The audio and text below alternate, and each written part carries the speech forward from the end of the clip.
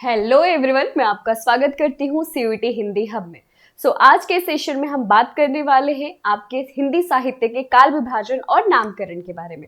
यानी आज की क्लास में अगर हम देखें तो हम ये जानने की कोशिश करेंगे कि हिंदी साहित्य का इतिहास क्या है, कौन से आपके जो रचनाकार हैं या फिर लेखक हैं उनके या फिर कवि हैं उनके अनुसार हम अपने हिंदी साहित्य के बारे में क्या जानते हैं। साथ ही साथ अगर हम बात करेंगे तो सबसे पहले हिंदी साहित्य का इतिहास लिखने का प्रयास किसने किया था और किस भाषा में किया था, ये सारी बातें हम आज के इस वीडियो में देखेंगे।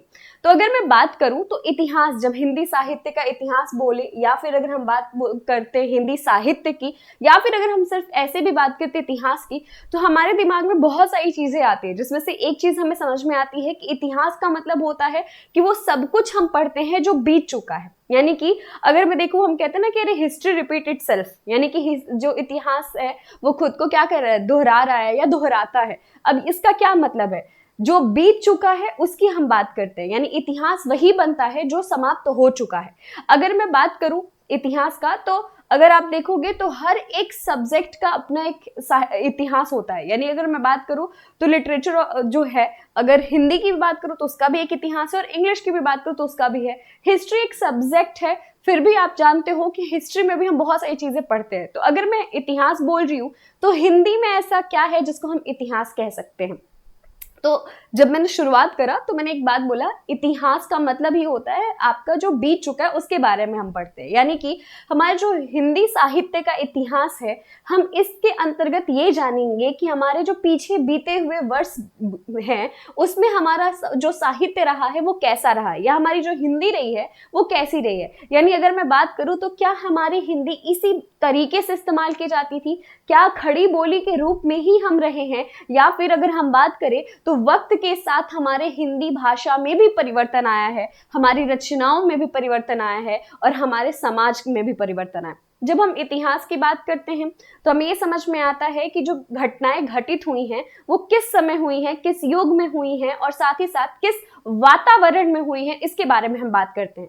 ठीक उसी तरीके से जब हिंदी साहित्य की बात करेंगे तो भी हम इसी बारे में बात करेंगे कि हमारा जो पूरा साहित्य रहा है वो किस वातावरण में रहा है, हमारी परिस्थितियां क्या थी, हम किस चीजों को ज्यादा समझ पाते थे या फिर किसको ध्यान में रख करके हमारी रचनाएं होती थी। क्या हमारा जो साहित्य है वो बहुत ही ईतर था, यानी कि हमारा जो जीवन था क्या उससे बहुत अलग था हमारा साहित्य या वैसा ही था। ये सारी चीजें हम अपने हिंदी साहित्य के इतिहास में पढ़ते हैं। तो अगर मैं बात करूं तो सबसे पहले हमें ये जानना होगा कि इतिहास यानी हिस्ट्री जो है, जब तथ्यों की बात होती है, यानी जो घटना जैसे घटित हुई है उसी रूप में आपको प्रस्तुत किया जाए तो वो आपके लिए इतिहास बन जाता है, हिस्ट्री बन जाता है। लेकिन अगर हम हिंदी साहित्य का इतिहास कहें या फिर इंग्लिश लिटरेचर जो होता है उसकी हिस्ट्री की अगर हम बात करें तो इसमें आपके जो वर्ग रहे हैं, जो आपका समय रहा है वो तो स्थिर रहता है, परंतु उसमें थोड़ी सी चीजों को बढ़ा करके, थोड़ी सी चीजों में परिवर्तन करके हम रचनाएं करते हैं। जैसे कि आप सबने सुना होगा कि आदिकाल में पृथ्वीराज रासो लिखा गया।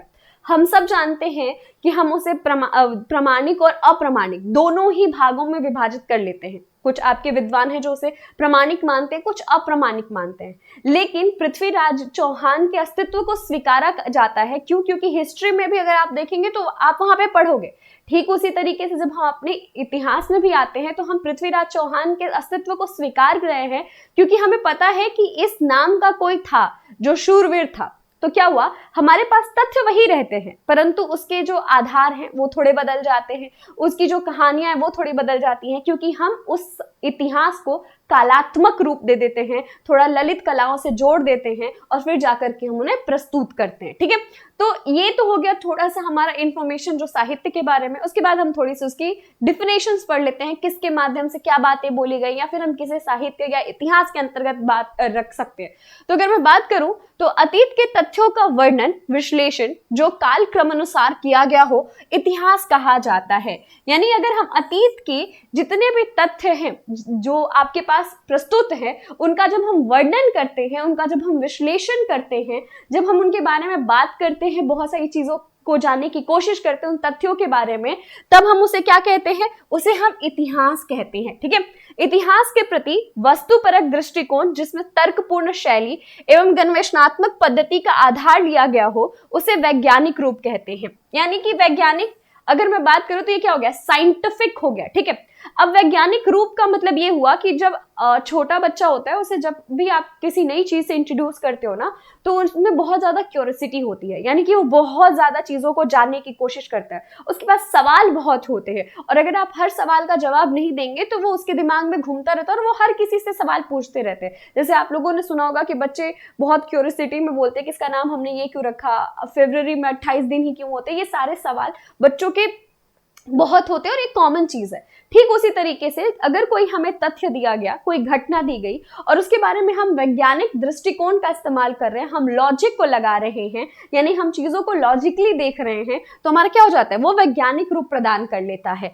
जबकि इतिहास के प्रति आत्मपरक दृष्टिकोण या ललित शैली उसे कलात्मक रूप दे देता है। यानी कि अगर, जैसे मैंने अभी डिफरेंशिएट करने के लिए आपको एक बात बताई कि जब हम फैक्ट्स को उसी तरीके से देखते हैं और रखते हैं तो हम उसे हिस्ट्री बना देते हैं, पर उसी फैक्ट्स में कुछ और चीजें जोड़ देते हैं, हम अपनी जो ललित कलाएं हैं उनका प्रदर्शन करते हुए उसमें और भी कुछ चीज ऐड कर देते हैं, तो वो क्या हो जाता है, वो कलात्मक रूप ले लेता है, यानी कि ऐसा साहित्य बन जाता है, या फिर अगर बात करें ऐसा इतिहास बन जाता है जो क्या है, कलात्मक है, यानी कि जिसमें थोड़े से आपके मंतव्य मिले हुए हैं, जिसमें आपके विचार मिले हुए हैं, ठीक है।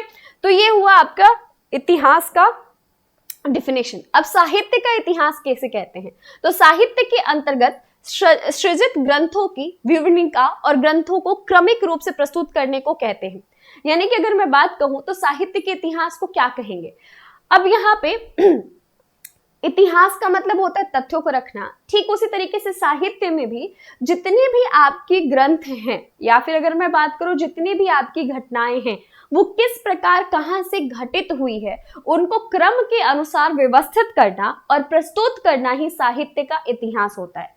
फॉर एग्जाम्पल, जब हम आजकल पढ़ते हैं या फिर कभी भी जब हम काल विभाजन नामकरण तक पहुंचते हैं, तो हम आदि काल से शुरू करते हैं और आधुनिक काल तक आ जाते हैं। आदि काल तक जब हम पहुंचते हैं और कहते हैं कि हाँ ये समय सीमा हम निर्धारित कर रहे हैं या नामकरण निर्धारित कर रहे हैं, तब हम बहुत सारी चीजों का ध्यान रखते हैं। अब अगर मैं बात करूं बहुत सारी चीजों का ध्यान रखने का, तो जैसे हम बात करेंगे हिंदी भाषा की, जो आपकी ये हिंदी है, आपको पता है कि ये हिंदी पहले हिंदी नहीं थी, यानी कि अगर हम देखें तो यहाँ तक पहुंचने में इसने भी बहुत सारी यात्राएं की हैं। जैसे कि अपभ्रंश था, अगर हम बात करें तो सबसे पहले संस्कृत हुई, संस्कृत में भी दो हिस्से बटे, लौकिक और वैदिक। फिर हम बात करेंगे लौकिक जो लोक जनता बोलती थी उसके लिए भाषा हो गई, वैदिक जो वेद और उपनिषदों की रचनाएं हुआ करती थी उसकी भाषा हो गई। फिर यहाँ से संस्कृत से हम पाली प्राकृत पे आते हैं, फिर हम अपभ्रंश पे आते हैं और फिर जाकर के हम हिंदी पे आते हैं। तो क्या हुआ, हमारी जो रचनाएं पहले संस्कृत में, इस हिंदी से पहले क्या बेटा, तो संस्कृत आएगा, ठीक है। अब इस संस्कृत में जो रचनाएं हुई हैं सबसे पहले हमारे लिए वही आएंगी, उसके बाद हमारे लिए पाली और प्राकृत आएगा, फिर हमारे लिए अपभ्रंश और फिर जाकर के हिंदी। यही सेम पैरामीटर रहा और यही सेम एक तरीका रहा। जब हम बात करते हैं तो हम कहते हैं ना कि हमारा पहले क्या आएगा बच्चे, आदिकाल आएगा। अब इस आदिकाल में क्या क्या आता है, जब हम इस आदिकाल की बात करते हैं तो आप सबको पता है कि जैसे हमने कहा आदिकाल, ठीक। अब इस आदिकाल में आप अपभ्रंश देखते हो, ठीक है। अब इस अपभ्रंश के साथ साथ हम जैन साहित्य भी देखते हैं। जैन साहित्य की भाषा क्या थी, साथ ही साथ जब हम नाथ और सिद्ध की बात करते हैं, यहां पे इसका मतलब और ले लीजिएगा, स्लैश मत लीजिएगा, ठीक है। जब हम नाथ और सिद्ध की बात करते हैं तब भी हमारी भाषा किससे इन्फ्लुएंस होगी, पाली से होगी, प्राकृत से होने लगती है। यानी कि अगर मैं बात करूं तो हमने तय किया कि हमारा ये जो आदिकाल है, यहाँ पे हम रासो, अमीर खुसरो और विद्यापति तक पहुंचने से पहले एक छोटा सा सफर तय करते हैं जो अपभ्रंश की होती है, यानी अपभ्रंश भाषा में रचनाएं करी गई हूं उनके बारे में हम बात करते हैं, हम जैन साहित्य के बारे में बात करते हैं, हम नाथ सिद्ध साहित्य के बारे में बात करते हैं। लेकिन इनके क्रम कैसे रखे जाते हैं, इनके काल क्रम के अनुसार इन्हें स्थापित किया जाता है। तभी तो हम इसके बाद आदिकाल के बाद हम भक्ति काल पे आते हैं, और भक्ति काल पे आने के साथ साथ हम कहते हैं कि यहाँ पे तो हमने दो धाराएं कर दी। अब ये दो धाराएं जब हम करते हैं तो हम देखते हैं कि पहले कबीर आते हैं या जायसी, पहले तुलसीदास आते हैं या सूरदास। अब इन सारे साहित्यों को, इनके द्वारा कही गई, रची गई साहित्यों को हम क्या करते हैं, अगर हम बात करें तो इनके द्वारा जितनी भी चीजें आपको दी गई हैं, आपके साहित्य में हैं, कबीरदास के दोहे हो या फिर अगर मलिक मोहम्मद जायसी की पद्मावत हो, इन सब की जब हम बात करते हैं तो ये मौजूद है। तो इनका क्रम कैसे निर्धारित होता है, जैसे जैसे ये आए, जैसे जैसे ये अवतरित हुए, जैसे जैसे आपकी रचनाएं हुई, उसी अनुसार हम इनके क्रम को निर्धारित करते गए। तो यहाँ पे जब हम क्या करते हैं, तथ्यों का एक क्रम के अनुसार वर्णन करते हैं और उनको प्रस्तुत करते हैं, तो वो साहित्य का इतिहास बन जाता है। यानी चीजों को हम जैसे आपके सामने प्रस्तुत करेंगे वो वैसे इतिहास बन जाएगा। इसका बेस्ट एग्जांपल है, आप अपनी फैमिली को ले सकते हैं। यानी कि अगर आप अपने पापा से पूछेंगे उनके पापा का नाम, उनसे पूछोगे उनके पापा का नाम, तो फिर क्या होगा, धीरे धीरे आपको पता चलेगा कि आपका जो फैमिली ट्री है, यानी कि आपके परिवार का जो पूरा जो थे दादा परदादा, उनके बारे में जब आपको इन्फॉर्मेशन मिलेगा तो आपको रियलाइज होगा कि हाँ, हमारी सबसे पहली पीढ़ी ये थी, या फिर उसके पहले वाली पीढ़ी ये थी, या फिर वो ऐसे थे, फिर धीरे धीरे हम ऐसे हुए। तो हम देखेंगे कि कैसे हमारे अंदर परिवर्तन आ गया। जैसे कि हमारे समाज में भी तो परिवर्तन आ रहा है ना, जैसे हम पहले थे आज भी हम वैसे नहीं है। तो जब हम समाज के बारे में बात करते हैं तो वो इतिहास में चला जाता है, जब हम साहित्य के बारे में बात करते हैं तो वो आपके हिंदी के साहित्य में आ जाता है। ठीक है, यही बात यहाँ पे लिखी गई है। हिंदी साहित्य के इतिहास लेखन की परंपरा साहित्य और इतिहास के बीच संबंध दर्शाती है। भारत के विद्वान आलोचकों ने अपनी सृजनात्मक प्रतिभा के बल पर साहित्य के रूप में ऐसी बहुमूल्य विधि प्रदान की है जो हजारों वर्षों की सीमाओं को लांघकर आज भी साहित्य अनुरागियों के हृदय में प्रभावित है। यहाँ पे बताया जा रहा है कि साहित्य और इतिहास के बीच में क्या है, संबंध है, जो कि मैं अभी थोड़ी देर पहले एक्सप्लेन कर रही थी। वो वही है कि हमारा इतिहास जो रहा है और जो हमारा साहित्य रहा है, दोनों का क्या हुआ, योग हुआ है, तब जाकर आज हम अपना इतना समृद्ध साहित्य को देख पाते हैं। ठीक है, आगे बढ़ेंगे। साहित्य और समाज का संबंध अक्षुण्य है। समाज, इतिहास, दर्शन और कविता सभी परिवर्तनशील है, किंतु यह सुनिश्चित है कि साहित्य समाज को से प्रभाव ग्रहण करता है। इसी क्रम में समाज को बदलने में साहित्य की महती भूमिका से इनकार नहीं किया जा सकता। इतिहास, दर्शन और कविता कला सभी अपने समय की पदचाप को पहचान कर ही समृद्ध हुए हैं। अब यहाँ पे जो बात कही जा रही है इसका क्या मतलब है, तो इसको ऐसे समझते हैं। यहाँ पे कहा जा रहा है कि हमारा जो साहित्य है वो समाज से ही क्या लेता है, प्रेरणा लेता है, या फिर समाज को ही समझ करके रचा जाता है। अगर आप लोगों ने नोटिस किया होगा तो कहा जाता है कि हमारा जो सिनेमा है वो प्रतिबिंब है। किसका प्रतिबिंब है, हमारे समाज का। यानी हमारे समाज में जो घटित हो रहा है वही पर्दे पे आपको दिखाया जाता है। ठीक है, या फिर अगर ये मैं कहूं कि जो आप पर्दे पे देखते हो वही आप अपने जीवन में उतारने की कोशिश करते हो, यानी कि दोनों का आपस में रिलेशन है। एक बहुत ही फेमस पंक्ति है, यानी कि अगर मैं बात करूं, आप सबने हिंदी साहित्य के बारे में पढ़ा होगा, तो एक बहुत ही ज्यादा ही फेमस एक कोट है, पंक्तियां हैं, जो आपके आचार्य रामचंद्र शुक्ल जी के द्वारा कहा गया है कि इतिहास क्या है, अगर साहित्य क्या है, आपके जनता के चित्रवृत्तियों का प्रतिबिंब है। यानी कि जनता के मन में जो चीजें चल रही होती हैं उसे ही हम क्या करते हैं, उससे ही हम ग्रहण करते हैं, उसी से हम रचनाएं करते हैं। यानी कि कुछ भी ऐसा नहीं है जो समाज में घटित हो रहा है वो साहित्य में ना मिले, और जो साहित्य में है वो समाज में ना हो। यानी कि अगर आपको किसी युग को समझना है, किसी युग धारा को समझना है, तो उस वक्त के साहित्य को समझिए, उस वक्त के साहित्य को पढ़िए, तब आपको पर्यावरण, परिस्थितियां और प्रवृत्तियां तीनों के तीनों समझ में आएंगे। ठीक उसी तरीके से यहाँ पे भी वही बात किया जा रहा है कि समाज, इतिहास, दर्शन, कविता सभी परिवर्तनशील है। यानी आपका समाज बदलता है, आपका इतिहास बदलता है, आपके दर्शन बदलते हैं, आपकी कविताएं बदलती हैं। यानी अगर हम बात करें समाज, आप सब देख रहे हो, हम प्रोग्रेसिव कहते हैं ना, हमारा थॉट बहुत प्रोग्रेसिव है, यानी कि हम हर रोज अपने आप को परिवर्तित कर रहे हैं। तो हमारा समाज परिवर्तित हो रहा है। जब हमारा समाज परिवर्तित हो रहा है तो यही समाज कल को इतिहास बनेगा, तो हमारा इतिहास भी तो परिवर्तनशील हुआ।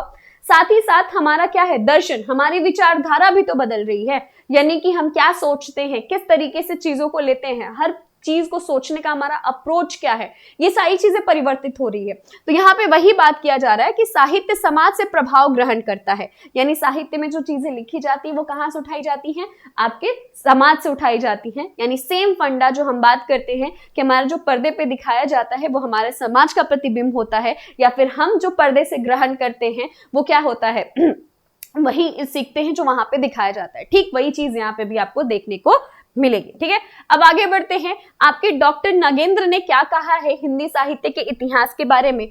तो डॉक्टर नगेंद्र के अनुसार साहित्य का इतिहास बदलती हुई अभिरुचियों और संवेदनाओं का इतिहास होता है, जिसका सीधा संबंध आर्थिक चिंतात्मक परिवर्तन से होता है। इन्होंने कहा कि इतिहास बदलती हुई अभिरुचि और संवेदनाओं, यानी कि आपकी जो रुचियां हैं, आपकी जो थॉट्स हैं, आपकी जो कहते हैं ना जिस चीज में आपका इंटरेस्ट है, वो सारी, साथ ही साथ आपकी संवेदनाएं, आपकी भावनाएं, उन सब का बदलता हुआ एक प्रतिरूप है। ठीक है, यानी कि वो क्या है, इतिहास जो है वो अगर हम कहा जाए तो इन दोनों के आधार पे भी इन्होंने देखा कि हमारी अभिरुचियां और संवेदनाएं जो है वो बदलती रहती हैं। ठीक है, उसके बाद जिसका सीधा संबंध आर्थिक और चिंतात्मक परिवर्तन से है, यानी कि आर्थिक रूप से आप कितने संपन्न हो या फिर आर्थिक रूप से आप कैसे हैं, उस पर भी डिपेंड करता है।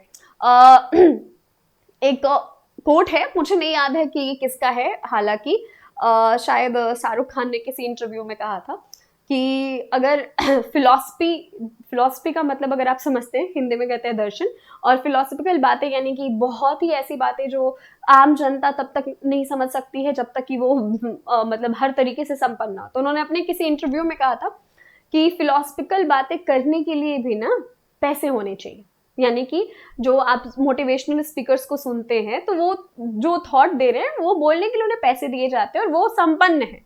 आपको सिर्फ उनको मोटिवेट करना है, और वो तभी तक आप मोटिवेट हो पाते हो जब तक कि आपका पेट भरा है या फिर आपके थॉट्स जो है वो उनके साथ इंगेज हो रहे हैं। जैसे ही आप उस इन्वायरमेंट से निकलते हो वैसे ही चीजें बदल जाती है। ठीक उसी तरीके से यहाँ पे यही कहा जा रहा है कि आर्थिक जो आपकी आर्थिक स्थिति है वो भी बहुत ज्यादा क्या करता है, इसमें कंट्रीब्यूट करता है, यानी ये भी बहुत ज्यादा योगदान देता है। ठीक है, उसके बाद आपके डॉक्टर गणपति चंद्र जी की भी बात कही गई। हालांकि ये जो नगेंद्र जी है इनकी बात थोड़ी इंपॉर्टेंट है, ध्यान रखिएगा, बट सबसे ज्यादा इंपॉर्टेंट आपके लिए आचार्य रामचंद्र शुक्ल जी का थॉट है। ठीक है, डॉक्टर गणपति चंद्रगुप्त के शब्दों में साहित्य की अंतर्निहित चेतना के क्रमिक विकास, उसकी परंपराओं के उत्थान पतन एवं उसकी विभिन्न प्रवृत्तियों की दिशा परिवर्तन आदि के कालक्रम को स्पष्ट करना ही काल विभाजन कहलाता है। इनके कहने का मतलब है कि आपके साहित्य में जितनी भी चीजें होती हैं उनका उत्थान और उनके पतन को अगर कालक्रम के अनुसार स्पष्ट रूप से व्यवस्थित करके आपके समक्ष प्रस्तुत कर दिया जाता है, वही आपका क्या होता है, हिंदी साहित्य का इतिहास हो जाता है। अब आते हैं जो मैं बोल रही थी कि आपके लिए बहुत ज्यादा इंपॉर्टेंट है। आचार्य रामचंद्र शुक्ल के अनुसार प्रत्येक देश का साहित्य वहां की जनता की चित्तवृत्तियों का संचित प्रतिबिंब होता है। तब यह निश्चित है कि जनता की चित्तवृत्तियों में परिवर्तन के साथ साथ साहित्य के स्वरूप में भी परिवर्तन होता चला जाता है। आदि से अंत तक इन्हीं चित्तवृत्तियों की परंपरा को परखते हुए साहित्य परंपरा के साथ उनका सामंजस्य दिखाना ही साहित्य का इतिहास है।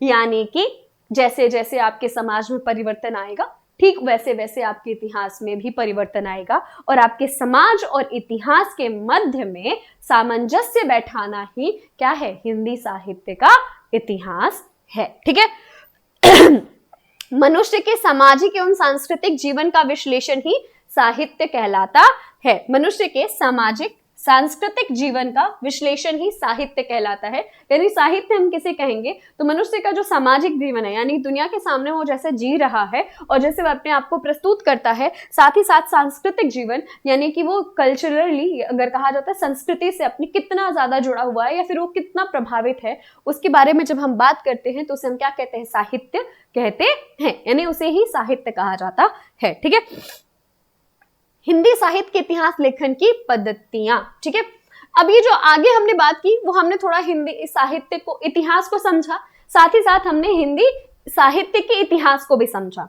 और अगर हम बात करें तो तीन लोगों के आपके मतों को भी समझा, या फिर उन्होंने जो अपने विचार प्रस्तुत किए थे उसको समझा।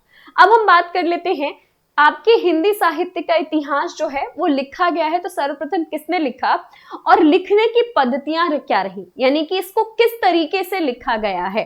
तो अगर मैं बात करूं तो हमारे आचार्य रामचंद्र शुक्ल के अनुसार हम 900 वर्षों का साहित्य उठाते हैं, यानी कि 900 वर्ष का पूरा हमारा साहित्य होता है जिनको हम कुछ भागों में विभाजित करते हैं। ठीक है, लेकिन सबसे पहले इस साहित्य का जो इतिहास है इसको लिखने का प्रयास आपके गारसा दतासी ने किया है। ठीक है, साथ ही साथ अगर हम बात करें तो हम थोड़ा सा आगे बढ़ेंगे, फिर यहाँ पे आएंगे वापस। ओके, तो सबसे पहले आपके गारसा दतासी ने, फिर अगर हम बात करेंगे तो शिव सिंह सरोज ने, फिर अगर हम शिव सिंह सेंगर ने, फिर अगर हम बात करेंगे तो जॉर्ज गियर्शन, मिश्र बंधु, आचार्य रामचंद्र शुक्ल, राम कुमार वर्मा, गणपति चंद्र जी, उसके बाद अगर हम बात करें तो आचार्य हजारी प्रसाद द्विवेदी। ये कुछ नाम है, इन लोगों के द्वारा रचनाएं की गई हैं, लेकिन हमारे लिए यहाँ पे जितने मौजूद हैं वो सारी चीजें हम पढ़ेंगे, वो सब रचनाओं को पढ़ेंगे, उसमें जितनी बातें कही उनको समझेंगे, काल विभाजन को समझेंगे, वहां तक हम पहुंचेंगे। लेकिन सबसे पहले मैंने बात किया इस्तवार दलाल लितरिंतु इंदुए हिंदुस्तानी के बारे में।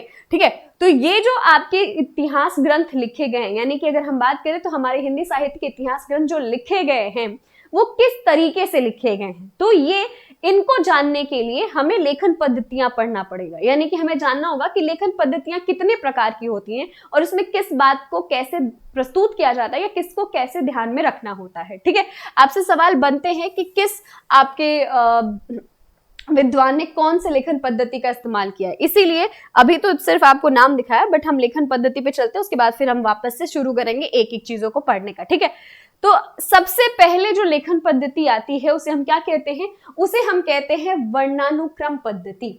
वर्णानुक्रम पद्धति यानी वर्ण के क्रम के अनुसार, यानी कि वर्ण जो होते हैं, यानी जो हम आप जब स्कूल में एडमिशन लेते हो तो आपका जो रजिस्टर मेंटेन होता है वो कैसे होता है, ए अल्फाबेट वाले सारे एक साथ, बी वाले एक साथ, सी वाले एक साथ। ठीक उसी तरीके से ये जो वर्णानुक्रम पद्धति है इसमें भी यही किया जाता है।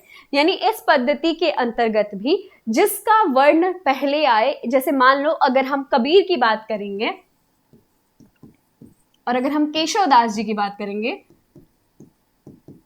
ये दोनों लोग एक साथ आ जाएंगे। जबकि अगर समय सीमा की बात की जाए तो ये कहाँ के होंगे बेटा, तो ये भक्ति काल के हैं। ठीक, और ये कहाँ के हैं, तो ये रीति काल के हैं। क्या हुआ अब यहाँ पे दोनों का कालक्रम अलग अलग हो गया, लेकिन सिर्फ नाम एक जैसा है, इसलिए हमने क्या किया, हम एक जगह ले जाकर रख दे रहे हैं। यानी कि अगर मैं बात करूं तो सॉरी, अगर हम बात करेंगे तो यहाँ पे केशव दास हो या कबीर दास हो, दोनों एक साथ आ जाएंगे। क्यों, क्योंकि दोनों के जो नाम है वो क से शुरू होते हैं। अगर मैं बात करूं तो सूरदास हो या सेनापति हो, सेनापति का नाम सुना होगा, कौन थे, तो ये आपके रीतिकाल के एक कवि हैं। ठीक है, अब ये दोनों लोग, अगर मैं सूरदास की बात करूं, सेनापति की बात करूं, भक्तिकाल और रीतिकाल, तो क्या है इसका ये मतलब है, वर्णानुक्रम पद्धति का मतलब ये है कि यहाँ पे आपके सेम नाम वाले, यानी सेम नाम का मतलब एक आपका अक्षर जो है वो पहला अक्षर अगर क है तो क वाले सारे एक क्रम में लिखे गए, ख वाले सारे एक क्रम में लिखे गए, ग वाले एक साथ लिखे गए। यानी क्या हुआ कि क्रम जो है वो तय किया गया वर्ण के अनुसार, इसलिए इसका नाम रख दिया गया वर्णानुक्रम पद्धति। ठीक, अब इसमें त्रुटियां आपको खुद ही समझ में आ गई कि यहाँ पे गलती तो होनी ही होनी है। दो आपके युगों के लोगों को एक साथ रख देंगे तो कैसे आप इसे डिफाइन करोगे, तो क्या हो गया, यहाँ पे त्रुटियां थी और इसी वजह से इसे एक अच्छा पद्धति नहीं माना गया, एक व्यवस्थित पद्धति के अंतर्गत स्वीकार नहीं किया गया। ये तो हो गया वर्णानुक्रम पद्धति को आपने समझा। अब दूसरी चीज आपको ये भी समझनी होगी कि इसे इस्तेमाल किसने किया है, क्योंकि सवाल पूछे जाते हैं कि कौन सी पद्धति का इस्तेमाल किया है। तो अगर हम बात करेंगे तो वर्णानुक्रम पद्धति का इस्तेमाल आपके गारसा दतासी और शिव सिंह सेंगर ने किया है। किसने किया है, तो गारसा दतासी और शिव सिंह सेंगर ने किया है। ये आपके शॉर्ट नोट्स में आप ऐसे लिख सकते हो कि वर्णानुक्रम पद्धति का इस्तेमाल किसने किया है, तो गारसा दतासी और शिव सिंह सेंगर। गारसा दतासी ने क्या लिखा है, इस्तवार दलाल लितरिंतु इंदुए हिंदुस्तानी, और शिव सिंह सेंगर ने क्या लिखा है, शिव सिंह सरोज। ठीक है, यहाँ पे लिखा भी है, इस पद्धति में लिखे इतिहास ग्रंथ अनुपयोगी दोषपूर्ण माने जाते हैं। ऐसे इतिहास ग्रंथ इतिहासकार कोश तो कहे जा सकते हैं, परंतु इतिहास ग्रंथ नहीं। जैसे एक डिक्शनरी हम लिखते हैं ना, जो हमारा शब्दकोश होता है, उसमें क्या करते हैं हम, अल्फाबेटिकल जितनी चीजें होती है उसे अरेंज करते हैं। हिंदी की अगर आपने डिक्शनरी देखी होगी तो वर्ण के अनुसार हम उनको अरेंज करते हैं। ठीक उसी तरीके से ये क्या हो गया, यहाँ पे आप इतिहास, इसे क्या कर सकते हो, कवियों का कोश कह सकते हो, लेकिन इसे आप इतिहास ग्रंथ के रूप में स्वीकार नहीं कर सकते हो। ठीक है, साहित्यकार कोश कहा जा सकता है। अब आ जाइए कालानुक्रम। कालानुक्रम, जैसे वर्णानुक्रम में वर्ण से, वैसे कालानुक्रम में क्या बच्चे, तो यहाँ पे लेखक और जो आपके थे कवि थे उनके कालक्रम के अनुसार, उनके कालक्रम के अनुसार यानी कि उनके जीवन वो जब अवतरित हुए हैं उस क्रम के अनुसार व्यवस्थित किया जाता है, तो उसे कालानुक्रम कहते हैं। ठीक है, इस पद्धति में कवियों और लेखकों का विवरण ऐतिहासिक कालानुक्रम तिथि क्रम से होता है। प्रायः कृतिकार की जन्म तिथि को आधार मानकर ही इतिहास ग्रंथ में इनका क्रम निर्धारित किया जाता है। यानी कि जो कवि हैं उनका जो अवतरित होने का जो तिथि है उसी को स्वीकार किया गया और उसी अनुसार आपको अरेंज किया गया।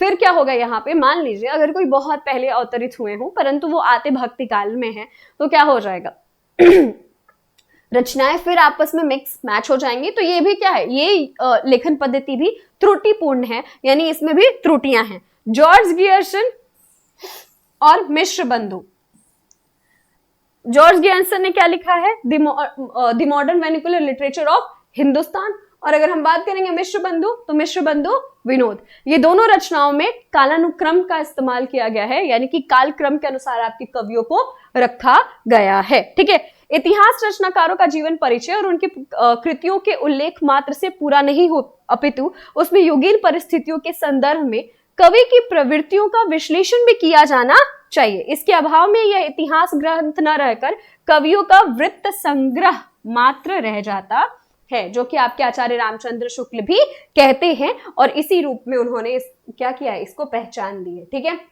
अब आ जाइए वैज्ञानिक पद्धति। जैसे मैंने शुरू में आपको बताया, वैज्ञानिक पद्धति का क्या मतलब हुआ, किसी भी चीज को हम क्या कहते हैं, तथ्यों के आधार पर स्वीकार करते हैं, यानी कि हम उसमें बाकी किसी चीज को नहीं देखते, हम तथ्यों को देखते हैं, घटनाओं को देखते हैं। ठीक है, तो यहाँ पे यही है, वैज्ञानिक पद्धति में इतिहास लेखक पूर्णतः निरपेक्ष एवं तटस्थ रहकर तथा संकलन करता है और उन्हें क्रमबद्ध एवं व्यवस्थित रूप से प्रस्तुत कर देता है। इसमें काल क्रमानुसार पद्धति में है, इतिहास तथ्य संकलन मात्र न होकर व्याख्या एवं विश्लेषण की अपेक्षा की जाती है या होती है। यानी कि यहाँ पे क्या होता है, जब हम इसे क्या करेंगे, व्यवस्थित रखेंगे, तो यहाँ पे हम क्या करते हैं, हम व्याख्या नहीं करते, सिर्फ संकलन कर देते हैं। यानी कि हमने रख दिया एक जगह इकट्ठे। वैज्ञानिक पद्धति में हम इसे एक्सप्लेन नहीं कर रहे होते हैं, हम इसका विश्लेषण नहीं करते हैं, हम सिर्फ उसको एक जगह इकट्ठा करके रख देते हैं। ठीक है, अब आते हैं अगला विधेयवादी पद्धति, जिसका इस्तेमाल आपके आचार्य रामचंद्र शुक्ल ने किया है और जिस पद्धति को ही सर्वमत से स्वीकार किया गया है कि ये क्या है, स्पष्ट है, जिसके माध्यम से आपकी रचनाएं जो है वो स्पष्ट रूप से प्रस्तुत करी जाती हैं या फिर की जाती हैं।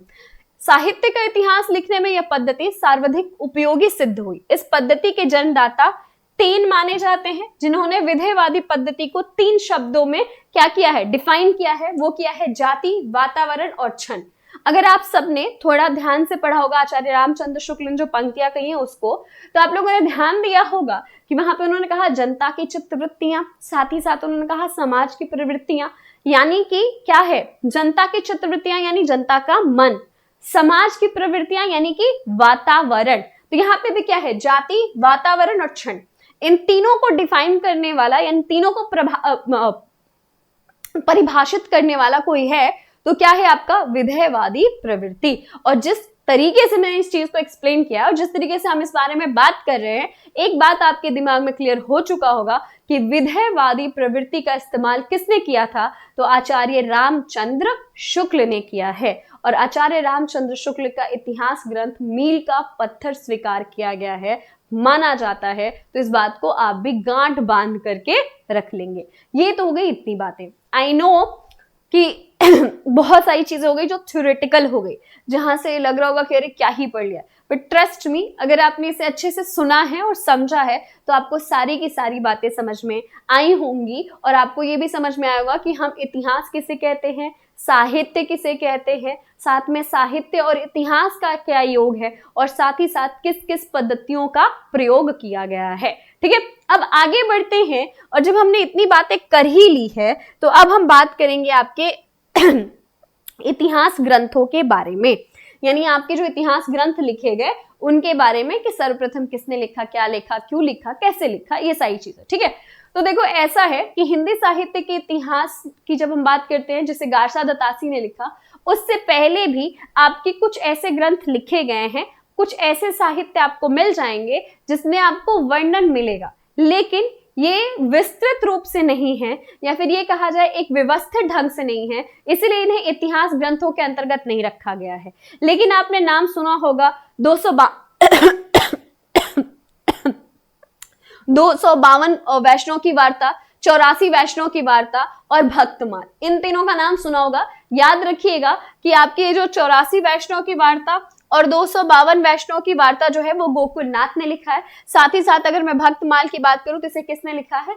नाभादास ने लिखा है। ठीक है, अब यहाँ पे कहा गया है हिंदी साहित्य के इतिहास लेखन का वास्तविक सूत्रपात 19वीं शताब्दी में माना जाता है। यद्यपि मध्यकाल में रचित वार्ता साहित्य 84 वैष्णव की वार्ता, 252 वैष्णव की वार्ता और अगर हम बात करें भक्तमाल आदि में अनेक कवियों के व्यक्तित्व और कृतियों का परिचय मिल जाता है, किंतु इतिहास लेखन के लिए जो कालक्रम अनुसार वर्णन अपेक्षित होता है उसका नितांत अभाव इन वार्ता ग्रंथों में है। यानी एक इतिहास लिखने के लिए जो कालक्रम होने चाहिए उसका अभाव है, इसकी वजह से हम इसे स्वीकार नहीं करते।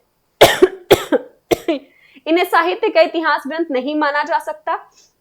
हिंदी साहित्य के इतिहास लेखकों में जो उल्लेखनीय है उसका संक्षिप्त विवरण है, यानी कि अब हम धीरे धीरे इन सबको जानेंगे, इन सब के बारे में बात करेंगे। तो सबसे पहले आता है इस्तवार दला लितरेंतु इंदुए हिंदुस्तानी। कहीं कहीं पे इंदु ऐसे मिलेगा और कहीं कहीं पे सिर्फ ऐसे मिल जाएगा। ठीक है, तो परेशान नहीं होना है, दोनों तरीके से आपका सही है। ठीक है, अब हम सबसे पहले गारसा दतासी के बारे में पढ़ेंगे, तब जाकर के हम धीरे धीरे धीरे धीरे बाकी लोगों के बारे में पढ़ेंगे। अब जैसे अगर हम बात करते हैं तो आपके पास नाम आता है गारसा दतासी। नाम सुनने में ही थोड़ा सा लगता है कि थोड़ा अलग है, और अगर हम किताब के नाम की बात करें तो वो थोड़ा नहीं बहुत अलग है। इस्तवार दला लितरेंतु इंदुए हिंदुस्तानी। ठीक है, ये लिखा किसने बेटा? तो गारसा दतासी ने लिखा है।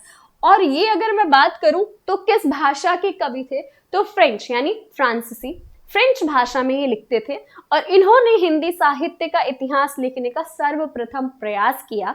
यानी कि अगर आपसे पूछा जाएगा कि हिंदी साहित्य का इतिहास लिखने का पहला प्रयास किसने किया है तो आपका नाम होगा गारसा दतासी। इतिहास ग्रंथ का क्या नाम है? तो इस्तवार दला लितरेंतु इंदुए हिंदुस्तानी। ठीक है, अब इनके बारे में थोड़ी चीजें पढ़ लेते हैं क्योंकि ऑब्वियस है कि हमें जानना तो है।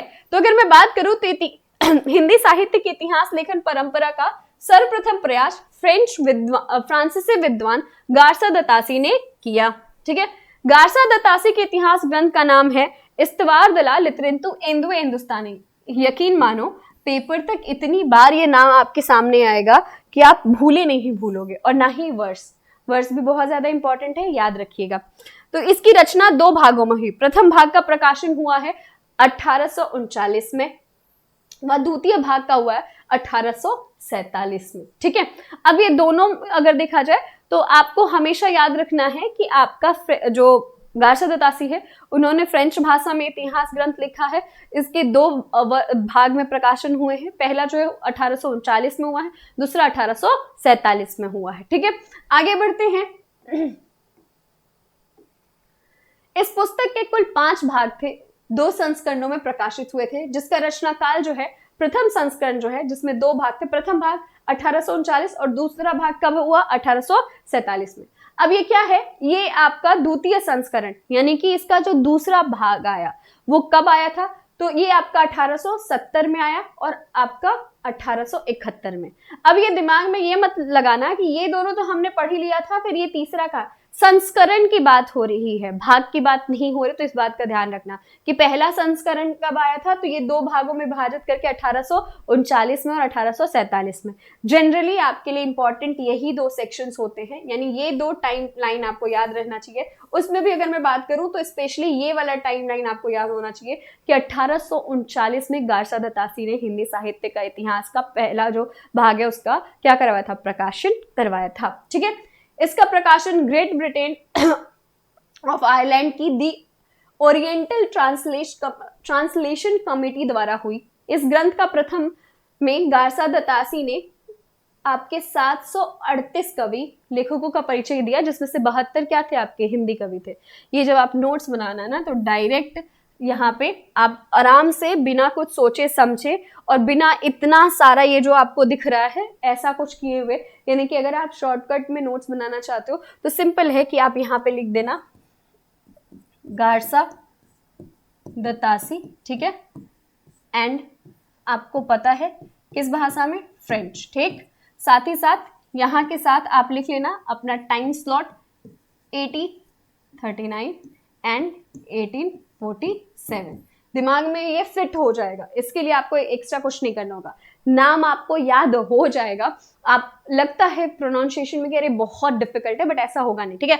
इस्तवार दलाल लितरिंतु इंदु हिंदुस्तानी, ठीक। अब इसमें इन्होंने कितने कवियों की बात की थी बेटा, तो 738 कवियों की बात की है, जिसमें से 72 कवि कौन थे, हिंदू, ठीक है, यानी कि हिंदी के कवि थे, ठीक। बस ये हो गया आपका शॉर्टकट, एक छोटा सा नोट। यहाँ पे आप या तो नोट के तौर पे लिखना चाहो तो कॉपी के किसी भी कॉर्नर में से लिख सकते हो और ये आपके दिमाग में फिट रहेगा, कहीं नहीं जाएगा, ठीक है।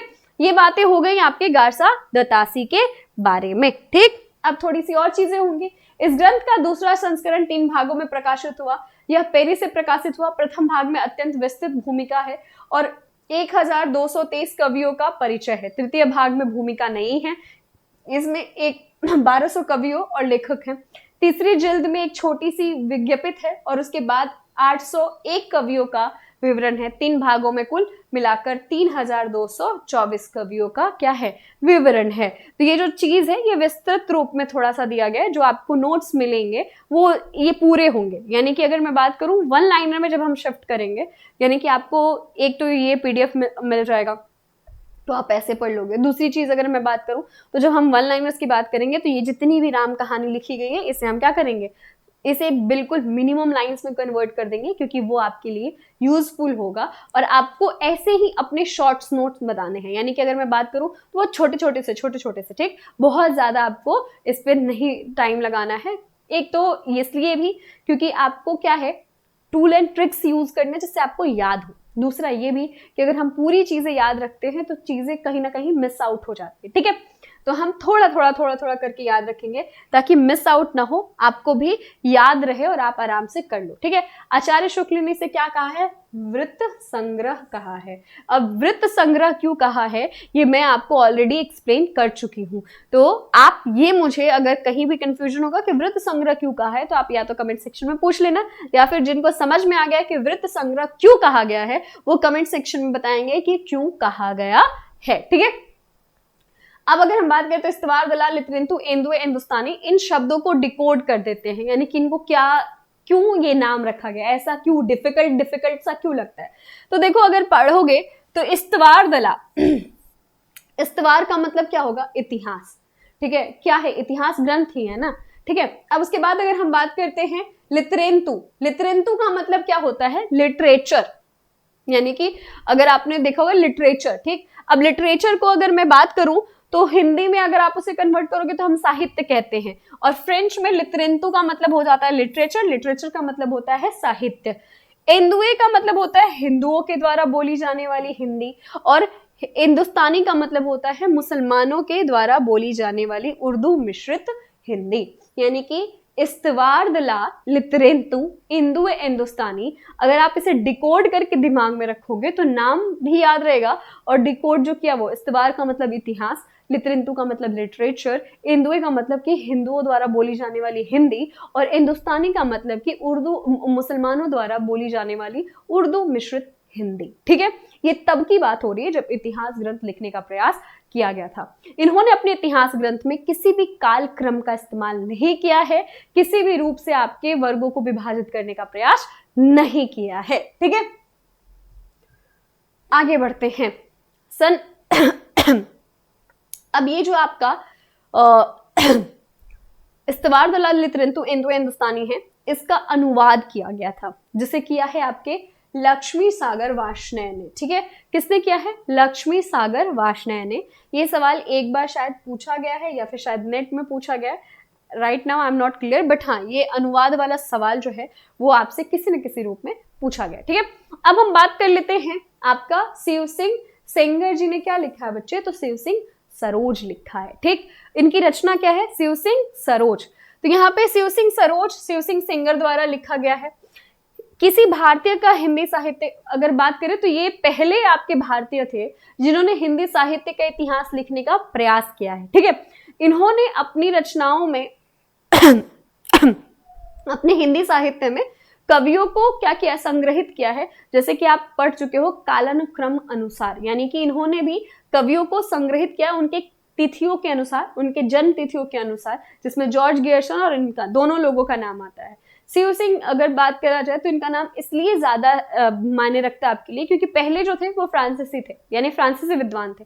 अभी जिनकी बात कर रहे हैं वो अगर बात की जाए तो साहित्य को लिखने वाले पहले भारतीय थे। ठीक है, यह ग्रंथ सर्वप्रथम 1878 में प्रकाशित हो चुका था।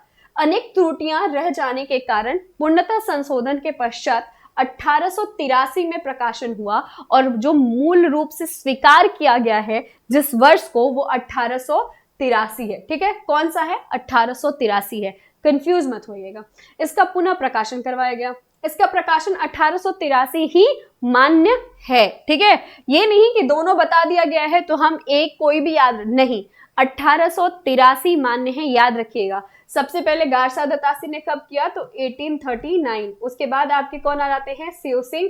अगर बात किया जाए सेंगर जी आ जाते हैं तो वो कब करते हैं, 1883। ठीक, ये याद रखिएगा, भूलिएगा मत, 1883 मतलब 1883। ठीक है, इस पुस्तक में कुल 1003 कवियों या लेखकों का जीवन चरित्र लिखा गया है। सिर्फ जीवन चरित्र की बात हो रही है। ठीक, रचनाओं को ध्यान में नहीं, कवियों को ध्यान में रखा गया था। शिव सिंह सरोज हिंदी भाषा में रचित सर्वप्रथम इतिहास ग्रंथ है। शिव सिंह सेंगर ने काल विभाजन का कोई प्रयास नहीं किया। इसमें कवियों को काल क्रम के स्थान पर हिंदी वर्णमाला क्रम में शामिल किया गया। इसमें घटनाओं का संकलन मनमाने ढंग से किया गया तथा प्रसंगों को इच्छा अनुसार मोड़ दिया गया। जो मैं पहले ऑलरेडी बता चुकी थी कि कालक्रम का त्रुटि ही यही हो जाएगा कि सारी चीजें क्या हो जाएंगी, वो सिर्फ जन्म तिथि पे आधारित हो जाएंगी, बाकी सारी चीजें आसपास की बदल जाएंगी। तो इसीलिए इसे भी व्यवस्थित ढंग से नहीं माना गया है। हिंदी के आदिकाल की प्रारंभिक सीमा इन्होंने विक्रम संवत 770 तक ले गए हैं तथा ये पुष्प या फिर पुष्पदंत या फिर पुंड को हिंदी का पहला कवि मानते हैं। एक बार सवाल आया था कि आपके शिव सिंह के माध्यम से शिव सिंह सेंगर के माध्यम से हिंदी साहित्य का पहला कवि किसे स्वीकार किया गया है, तो पुष्पदंत को स्वीकार किया जाता है। ठीक है, अब आ जाते हैं जॉर्ज अब्राहम गियर्सन। यहाँ से थोड़ा सा इंटरेस्टिंग हो जाता है क्योंकि अगर हम बात करें तो इन्होंने लिखा है, क्या लिखा है बच्चा, तो the modern vernacular literature of Hindustan कहीं कहीं मिलता है और कहीं पे आता है नॉर्दर्न। ठीक है, अगर हम बात करें तो यहाँ पे आपका नॉर्दर्न अटैच करा हुआ, कहीं कहीं पे ये नॉर्दर्न मिलेगा, कहीं कहीं पे ये नॉर्दर्न नहीं मिलता है। ठीक, ये आपके कौन थे, तो ये अंग्रेजी के विद्वान थे। ठीक है, पहले फ्रांसीसी थे, फिर उसके मतलब ये फ्रांसीसी नहीं, पहले रचनाकार फ्रांसीसी थे और ये कौन हो गए, अंग्रेजी के विद्वान हो गए। इन्होंने सर्वप्रथम अगर कहा जाए तो काल विभाजन करने का प्रयास किया है, लेकिन सर्वप्रथम काल विभाजन जो किया है वो मिश्र बंधु है। स्वीकार कहा जाता ना कि पहले अगर सवाल पूछे कि काल विभाजन किसने किया है, तो मिश्र बंधु। इन्होंने प्रयास किया है। ठीक है, उन्होंने किया नहीं है, प्रयास किया है। सिर्फ इन्होंने 12 खंडों में विभाजित कर दिया, बस इतना ही और कुछ नहीं। ठीक है, तो डॉक्टर किशोरीलाल गुप्त के अनुसार सच्चे अर्थों में हिंदी साहित्य का सर्वप्रथम इतिहास जॉर्ज अब्राहम गियर्सन के द्वारा लिखा गया। हिंदी साहित्य के प्रथम इतिहास का गौरव डॉक्टर गियर्सन कृत the modern vernacular literature of northern Hindustan और हिंदुस्तान, ठीक है, को दिया जाता है। ये कब हुआ है, 1828 में। एशियाटिक सोसाइटी ऑफ बंगाल की पत्रिका के विशेषांक के रूप में गियर्सन द्वारा रचित the modern vernacular literature of northern Hindustan का प्रकाशन हुआ था। ठीक उसी तरीके से जिस तरीके से आचार्य रामचंद्र शुक्ल की जो हिंदी साहित्य का इतिहास है वो क्या हुआ था, भूमिका के रूप में प्रकाशित हुआ था, वैसे ही जॉर्ज गियर्सन का भी इतिहास ग्रंथ क्या है, भूमिका के रूप में प्रकाशित हुआ था 1828 में। शुरुआत होती है 1839 से, गारसा दत्तासी, फिर आपके आ जाते हैं शिव सिंह जी, जिन्होंने कब लिखा है, तो उन्होंने आपके 1883 में लिखा है और फिर 1888 में आपको जॉर्ज गियर्सन मिल जाएंगे। ठीक है, अब हम बात करते हैं इसमें कुल कितने कवि थे, तो 952। ठीक है, इसमें 886 कवियों का उल्लेख पूर्व में जो शिव सिंह सरोज है वहां से लिया गया है। बाकी जो 66 थे वो नए कवियों का वर्णन किया गया है। ठीक है, अन्य स्रोतों से ग्रहण किया गया है। इसमें केवल हिंदी कवियों को ही स्थान दिया गया, अर्थात संस्कृत, पाली, प्राकृत आदि की भाषाओं के कवियों को इसमें जगह प्राप्त नहीं, इन्होंने अलग कर दिया। अभ्रंश, संस्कृत, पाली, प्राकृत और हिंदी, इन सब में से इन्होंने सबको हटा दिया और सिर्फ हिंदी को रखा। ये इंपॉर्टेंट है, इस बात को याद रखिएगा। इन्होंने बाकी भाषाओं की जगह पे केवल हिंदी के कवियों को स्थान दिया है। ठीक है, इसमें कवियों एवं लेखकों को कालक्रम अनुसार स्थान दिया गया है, जो कि मैं ऑलरेडी आपको कालक्रम अनुसार पद्धति जो थी उसमें हम लोग बात कर चुके हैं। इसमें कवियों के जीवन चरित्र के वर्णन के साथ साथ युगीन प्रवृत्तियां, परिस्थितियों का विवेचन किया गया है। इसमें हिंदी साहित्य के विकास का क्रम का निर्धारण 4 काव्य, धार्मिक काव्य, प्रेम काव्य, दरबारी काव्य के रूप में किया गया है। सिंपल सा है, इतना समझिए कि इन्होंने कुछ ज्यादा नहीं किया, इन्होंने बस व्यवस्थित करने की कोशिश की। साथ ही साथ इन्होंने शिव सिंह जो उन्होंने जो रचनाएं लिखी आपके शिव सिंह सरोज जो है शिव सिंह सेंगर के द्वारा, तो वो क्या किया गया, उसे उन्होंने स्वीकार किया, उसमें और 66 कवियों को जोड़ दिया और फिर क्या कर दिया, उन्होंने उसको एक व्यवस्थित रूप दे दिया है। साथ ही साथ उन्होंने एक और अच्छी चीज करी है कि उन्होंने पाली, प्राकृत, अभ्रंश इन सब को हटा दिया है और सिर्फ हिंदी के कवि को रखा है, यानी अलग थोड़ा सा उनसे ये हो गया। ठीक है, साथ ही साथ इन्होंने सर्वप्रथम काल विभाजन करने का प्रयास किया और वो कितने खंडों में किया बच्चे, तो उन्होंने आपके 12 खंडों में किया। जॉर्ज गियर्सन ने प्रथम बार हिंदी साहित्य का भाषा की दृष्टि से क्षेत्र निर्धारित करते हुए संस्कृत, प्राकृत और अरबी फारसी मिश्रित उर्दू को इससे पृथक किया है। यानी उन्होंने संस्कृत, प्राकृत को अलग किया है, उर्दू और ये फारसी और अरबी जो मिश्रित उर्दू है इन सबको अलग किया। यानी भाषाओं के रूप को लेने के लिए क्या कर रहे थे, इन्होंने बहुत परिपाटियां तैयार की। जैसे कि उन्होंने देखा कि प्राकृत है तो उसको अलग किया, हिंदी है तो उसको अलग किया, अरबी और फारसी है तो उसको अलग किया। यानी हर भाषा को अलग अलग अलग अलग क्या किया है सीमा निर्धारित करने की कोशिश की है। ठीक है, एक चीज जो सबसे ज्यादा इंपॉर्टेंट है, याद रखिएगा, इन्होंने भक्ति काल को क्या कहा है, स्वर्ण काल। भक्ति काल को स्वर्ण युग कहा है और ये सवाल पूछा गया है बहुत बार कि स्वर्ण युग नाम किसने दिया, या मैच द फॉलोइंग के फॉर्मेट में आपसे पूछ लिया गया है कि स्वर्ण युग जो है वो नाम किसके द्वारा दिया गया है, तो आपके जॉर्ज गियर्सन के द्वारा दिया गया है। अब यहाँ पे कुछ इतिहास ग्रंथ है जिसको उन्होंने क्या लिया था, जिन्होंने उससे आधार ग्रहण किया है और अपनी साहित्य को लिखा है। ठीक है, ये नाम भी देख लीजिएगा, लेकिन ये उसके लिए नहीं है कि आप इस पे बहुत ज्यादा वक्त गवाए और अपना दिमाग लगाएं। ये ऐसा है कि हाँ, डिस्क्रिप्टिव वे में आप बहुत ज्यादा पढ़ना चाहते हो तो आपके लिए, शॉर्ट वे में अगर आप चीजों को समझना चाहते हो तो एक बार आप सरसरी निगाहों से देख सकते हो। ठीक है, अब काल विभाजन, जॉर्ज गियर्सन द्वारा अपनी इस पुस्तक को 12 अध्यायों में विभाजित किया गया है। पहला है चारण काल, दूसरा है 15वीं शताब्दी का धार्मिक पुनर्जागरण, फिर है जायसी की प्रेम कविता, ब्रज का कृष्ण संप्रदाय, मुगल दरबार, तुलसीदास, रीतिकाल, तुलसीदास के अन्य प्रवर्ती कवि, महारानी विक्टोरिया के शासन में हिंदुस्तान, कंपनी के शासन में हिंदुस्तान, 18वीं शताब्दी और विविध। ये 12 अध्याय थे जो आपके जॉर्ज गियर्सन ने स्वीकार किया है, जिसके बारे में उन्होंने बात किया है। और ये ध्यान रहे कि ये अगर मैं बात करूं तो आपसे ये जरूर पूछा जा सकता है कि कितने अध्यायों में विभक्त किया, पर ये आपसे पर्टिकुलर नाम नहीं पूछा जा सकता है। हालांकि नेट के पेपर में पूछा जाता है, तो we never know. Last year के पेपर थोड़ा अगर मैं बात करूँ तो इजी था, बट अगले साल का पेपर कैसा सेट करने वाला है वी नेवर डू। बट हाँ, इसको एक बार सरसरी निगाहों से देख लीजिएगा इन्होंने कैसे विभाजित करने की कोशिश की है। ठीक है, इसमें 14वीं शताब्दी के संबंध में कुछ नहीं कहा गया है। सच्चे अर्थों में हिंदी साहित्य का सर्वप्रथम इतिहास गियर्सन ने लिखा है।